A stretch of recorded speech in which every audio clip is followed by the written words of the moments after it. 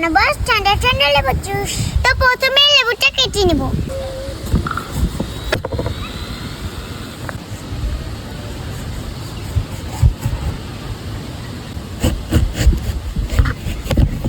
এই যে দেখুন লেবু কেটে নিয়েছি। এবার লেবু চিপে রস বের করে নেব। এবার রস চিপে নিই।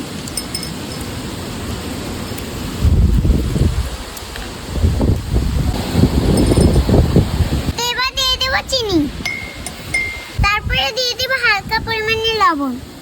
তো এবার দিয়ে দিচ্ছি পানি।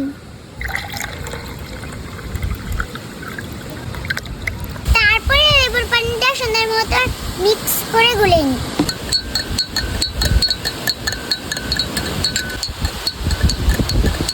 হয়ে গেল আমার ঠান্ডা ঠান্ডা লেবু জুস। তো এবার আমি খেয়ে জানো কেমন মজা। বিসমিল্লাহ।